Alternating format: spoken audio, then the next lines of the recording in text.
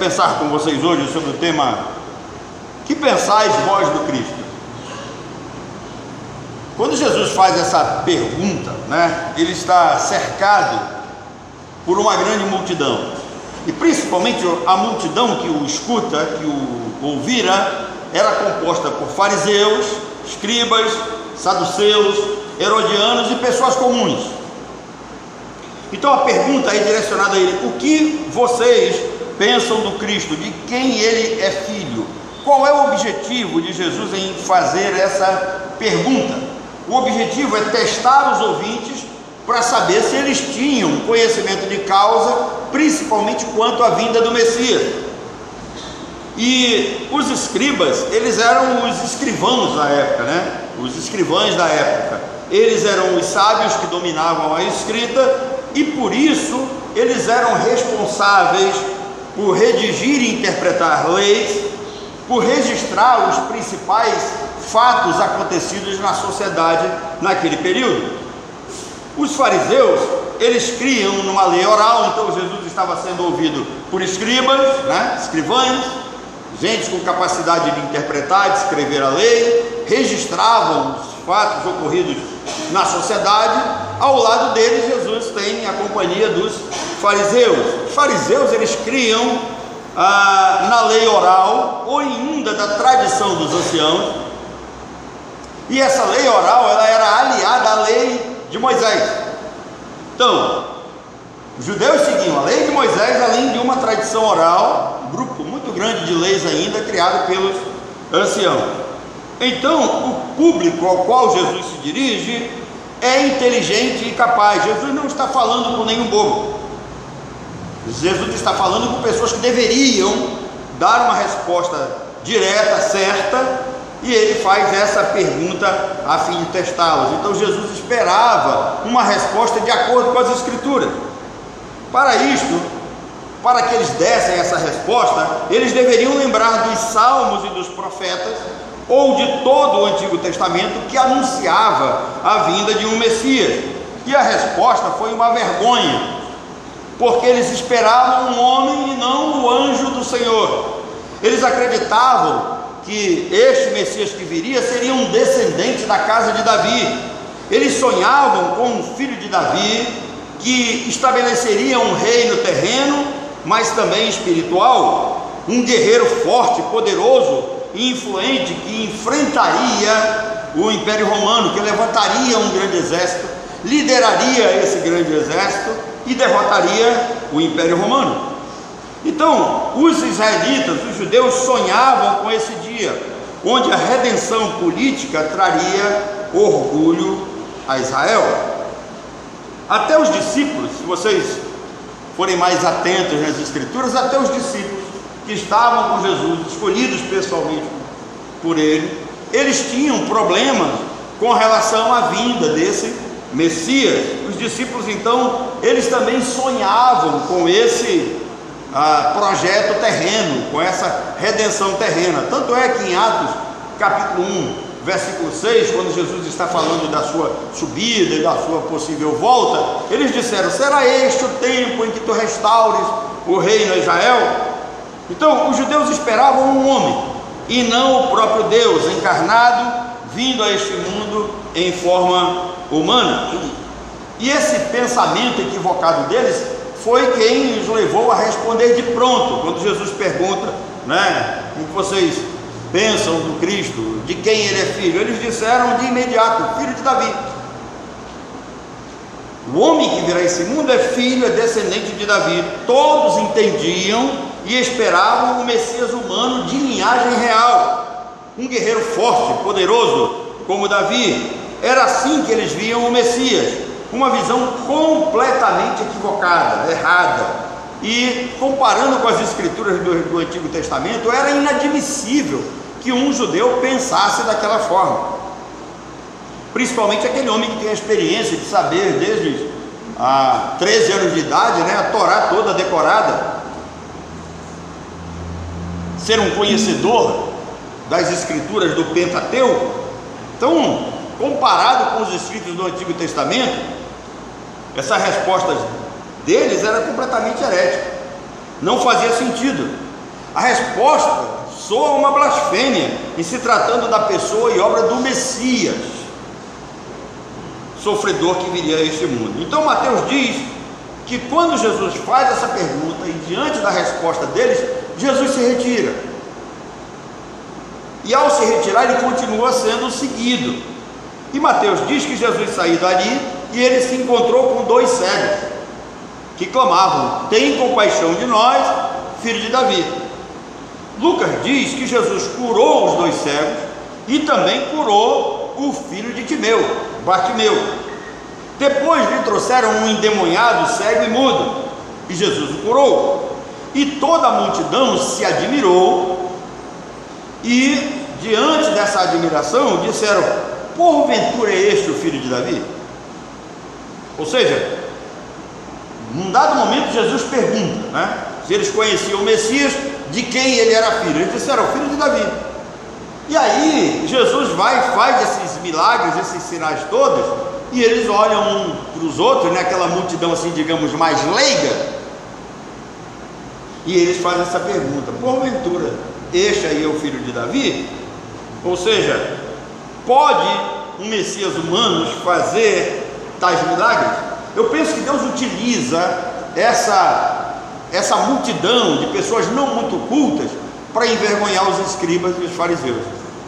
É como se eles tivessem dado uma resposta para estes escribas e fariseus: espera aí, vocês estão dizendo que ele, caso Messias, é um descendente da casa de Davi. Pode um homem comum, normal, descendente da casa de Davi, fazer essas coisas?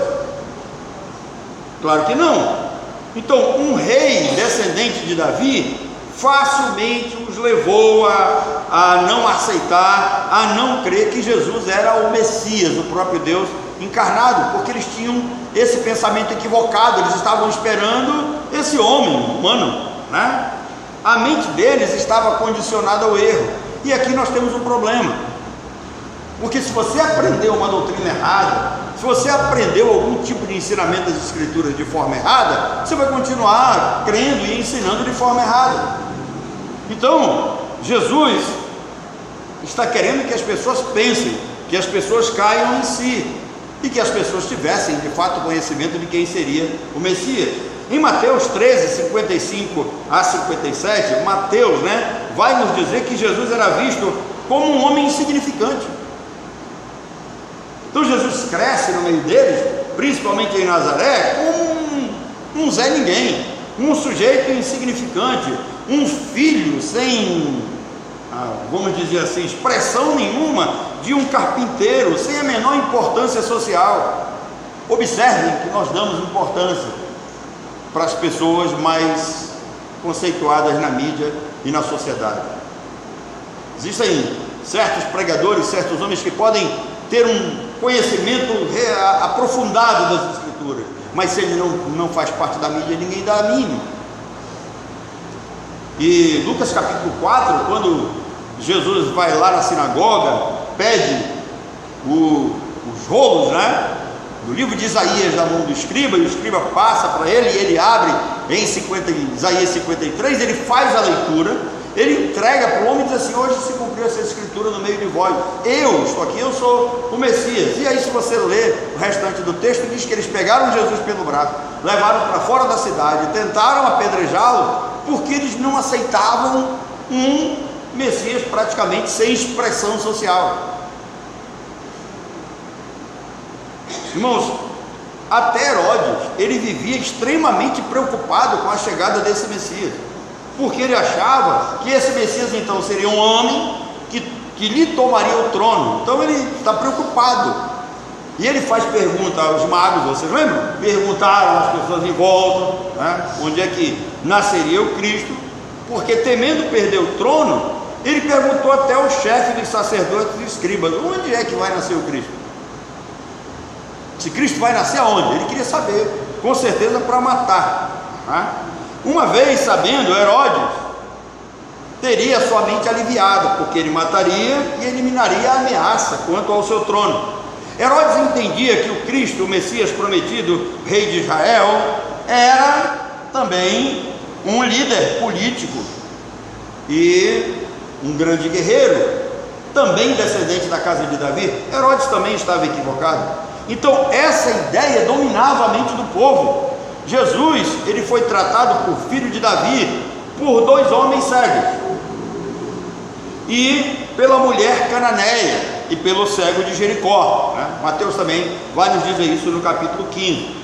E ao curar o endemoniado cego mudo, a multidão se admirou, dizendo: olha, não é este aí o filho de Davi? E por que Jesus é tido como filho de Davi? Porque o próprio Davi, inspirado pelo Espírito Santo, ele diz isso, que Jesus seria filho de Davi. Mas Davi não está falando de uma linhagem humana. Davi está falando do Filho de Deus. Davi está falando do próprio Deus. Ele tem esse conhecimento, mas as pessoas menos informadas não tinham esse mesmo conhecimento.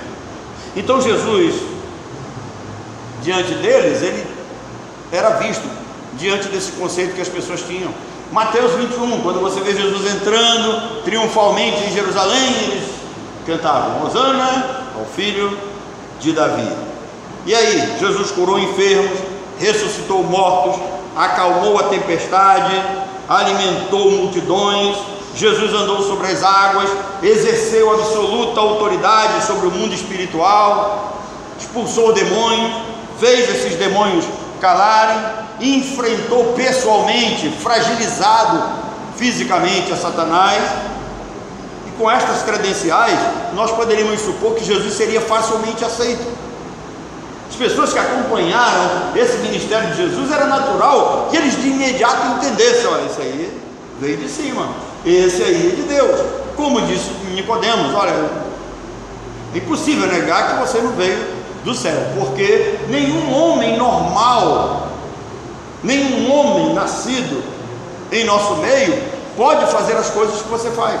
Então era natural que Jesus fosse aceito de imediato. Mas devido à cegueira espiritual, o que se viu e ouviu foi aquela expressão que nós conhecemos: ele veio para o que era seu, mas os seus não receberam. Com estas palavras cumpriu-se a profecia de Isaías 53. Isaías 53 estava dizendo que Jesus seria o mais desprezado e o mais rejeitado dentre os homens. Então, pela profecia bíblica, era impossível ele ser aceito de imediato, ele ser recebido de bom grado, ele ser amado. Jesus foi crucificado, morto, ressuscitou ao 3º dia, como havia prometido, e mesmo diante destes fatos incontestáveis, apenas 11 de 12 que ele escolheu, e mais 120 discípulos, foram os membros fundadores da primeira igreja em Jerusalém. Apenas 120 mais 11, quando nós poderíamos esperar uma grande multidão. Os sinais e milagres realizados por Jesus diante deles deram uma popularidade superficial, mas não o suficiente para converter-lhes o coração e mudarem os seus maus caminhos. Tais sinais e milagres, eles deveriam transformá-los em discípulos de Jesus. Era natural aqueles que estivessem vendo os sinais e os milagres automaticamente se convertessem, passassem a seguir a Jesus, ouvir as suas palavras, tornarem-se suas ovelhas. Porque ele disse: as minhas ovelhas o quê? Ouvem a minha voz, ouvem sem contestar, ouvem sem questionar, elas me obedecem, eu as conheço e elas também me conhecem. Presta atenção, ele disse: as minhas ovelhas.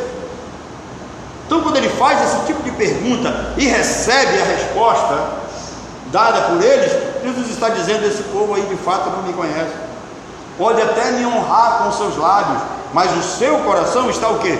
Longe de mim, porque eles não sabem absolutamente nada sobre a missão do Messias. Esse povo estava confiando nas suas obras, nos seus sacrifícios antigos, nas promessas divinas. Os israelitas se julgavam os melhores que os outros povos, merecedores de todas as bênçãos de Deus, e eles se achavam que eles deveriam ser alvo de todas as promessas divinas. Os gentios não, os gentios eram considerados imundos, mas eles se achavam um povo especial e que não precisavam de um Salvador. Por isso, em João capítulo 8, eles perguntam: quem és tu? Perguntaram para Jesus: quem és tu?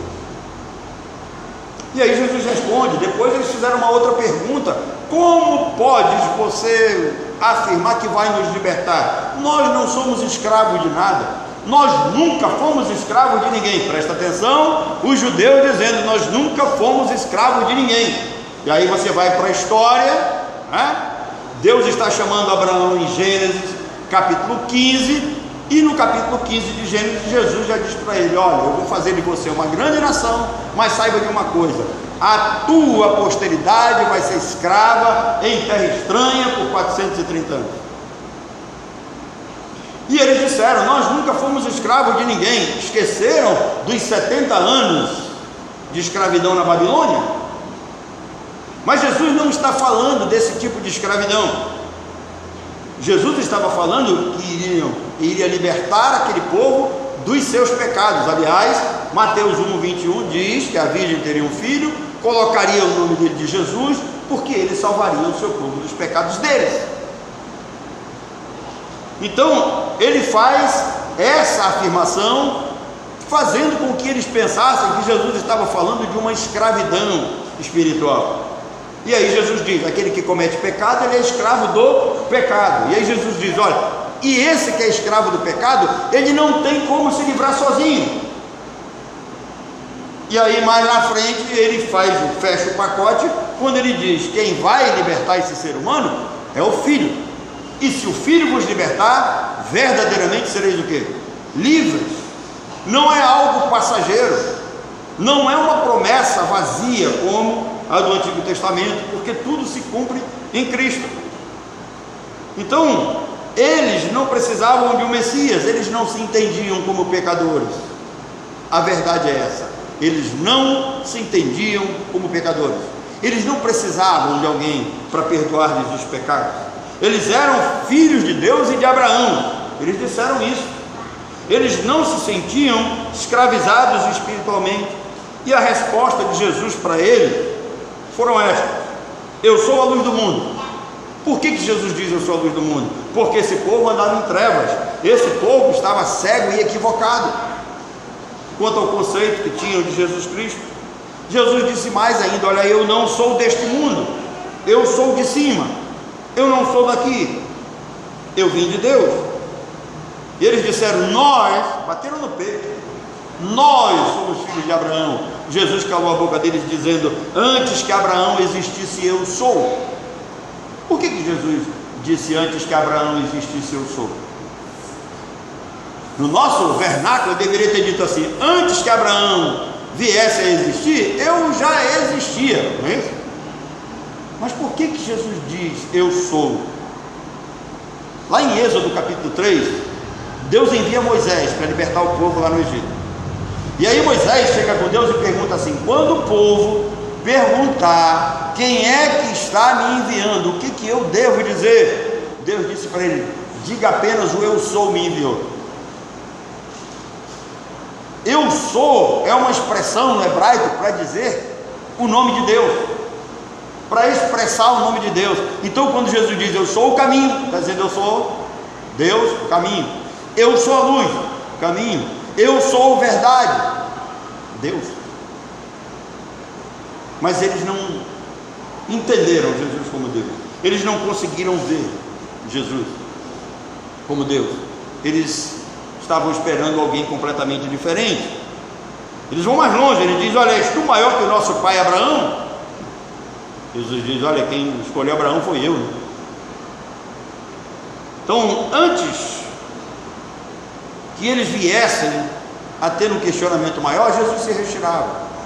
Eles esperavam porque não conheciam as suas próprias escrituras. As escrituras do Antigo Testamento foi dado para eles, e eles não conheciam, como muitos de nós que não conhecem a Bíblia, muitos de nós que fazem uma leitura apenas devocional, no sentido de dever, né? Devocional. Parece que a gente lê para tirar um pouco, desanuviar a mente, a cabeça.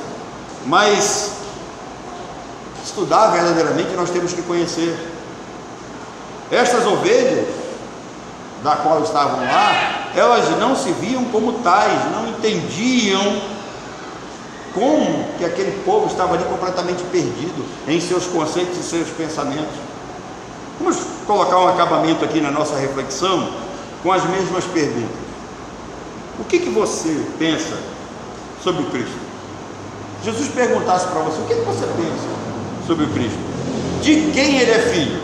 E mais, você se entende como pecador? Você precisa de um Salvador? Ou vai cometer o mesmo erro dos judeus? Por que essas perguntas elas são relevantes? Porque Jesus estava fazendo um teste com aquele povo para saber se aquele povo sabia quem verdadeiramente ele era, para saber se aquele povo tinha consciência do que realmente eles estavam aguardando. As perguntas foram pertinentes para que aquele povo entendesse que eles não sabiam absolutamente nada do Messias. Então, um rei dentro da expectativa e vontade judaica não é o mesmo rei que está dentro da vontade de Deus. Eles esperavam de uma forma e a palavra de Deus estava mostrando que era uma outra forma. As evidências, elas eram plenas, não tinha como negar. Jesus era o Messias prometido, todas as profecias foram cumpridas nele, estavam ali, era muito fácil de ser entendido e de ser visto. Então, infelizmente, até hoje existem judeus que não veem Jesus como o Messias prometido. Judeus ortodoxos ainda estão aguardando um Messias que não virá, porque ele já veio. O Evangelho, ele é boa notícia, mas só será boa nova de salvação para quem anda em trevas e para quem não sabe para onde vai. Quem está confiando nas suas obras, quem está confiando na sua religião, quem está confiando no seu santinho, quem está confiando na sua lei, não precisa de um Messias Salvador. Quando Paulo diz que o Evangelho é o poder de Deus para salvar, ele está se referindo a Jesus. Cristo é o centro do Evangelho. A sua obra na cruz foi-nos apresentada como o único sacrifício capaz de perdoar os pecadores. O Evangelho é o anúncio da vida, por isso temos que pregar. E o centro da mensagem é vida e morte de Jesus Cristo para a salvação de todo aquele que crê, para a remissão de todo o pecado daquele que crê. Deus enviou Jesus para morrer em lugar dos pecadores condenados pela lei, condenados pelo seu próprio pecado, cansados da vida de pecaminosidade que vem levando. Quem não se entende como pecador vai olhar para todo esse ministério messiânico e não vai entender absolutamente nada. Gente sem esperança com relação à vida eterna. A pergunta persiste: o que você pensa de Jesus o Cristo? De quem ele é filho? Irmãos, se nós não entendermos quem é Jesus, de quem ele é filho, nós jamais vamos poder cumprir a obra missionária, nós jamais vamos poder pregar esse Evangelho, porque nós vamos continuar tratando também aqueles seres humanos que não são salvos como pessoas que foram perdoadas pela sua lei, estão buscando salvação pela sua religião, estão sendo direcionadas pelos conceitos que aprenderam de forma errônea. Por isso que Jesus faz a pergunta para aquele povo. Jesus queria ouvir uma resposta que estivesse de acordo com as Escrituras. Jesus não estava querendo ouvir aquilo que eles pensavam. Nosso mundo tem um erro crasso nos nossos dias, que cada um lê a Bíblia e interpreta do seu jeito, cada um faz do seu próprio código de leis e de religião para a sua própria salvação. Ninguém está preocupado com o que diz as Escrituras. Recentemente eu estava conversando com uma pessoa no Facebook e essa pessoa colocou assim: olha, você não pode condenar os homossexuais nem os gays, porque Deus é amor. Eu falei: querido, você está completamente equivocado, você não conhece um texto que diz assim, lá em Levítico: com homem não te deitarás com mulher. Isso é abominação ao Senhor. Irmãos, a abominação é pior do que um pecado comum. Aquilo que o Senhor abomina ataca a sua moral, a sua santidade, a sua personalidade e principalmente a sua palavra. Ele disse assim: você está muito amarrado ao Antigo Testamento. O que o Novo Testamento diz? O Novo Testamento diz que os efeminados serão lançados no inferno. Nunca leste esse texto? Então, não, mas eu sei que Deus é amor. Deus é amor para quem? Para os dele. Tendo amado os seus que estavam no mundo. Então nós não podemos conhecer um versículozinho aqui, outro ali, e achar que nós conhecemos as Escrituras. As Escrituras, elas são um compêndio de teologia, um compêndio de doutrina. E por isso que Jesus faz esta pergunta: o que você pensa de Cristo? O que vocês pensam? Jesus é alguém para ser tratado como uma coisa qualquer? A fé que você professa nele faz você viver uma vida relapsa, tranquila, sem nenhum compromisso? Então nós estamos no mesmo barco que aquele povo. Estamos agarrados a certos conceitos, agarrados à nossa religião. O Messias vem e ele não tem tanto valor para nós assim. Nós podemos caminhar sem ele, tocar a vida sem as suas palavras e a sua direção. Algo sem compromisso. E ele continua perguntando para nós: o que você pensa de Jesus o Cristo? De quem ele é filho? A resposta que você der é de fato aquilo que você tem na mente. Agora saiba de uma coisa: procure saber se está de acordo com as Escrituras, porque a palavra é examinar as Escrituras, porque julgar as ternelas de a vida eterna. São elas que testificam de mim. Que Deus nos abençoe.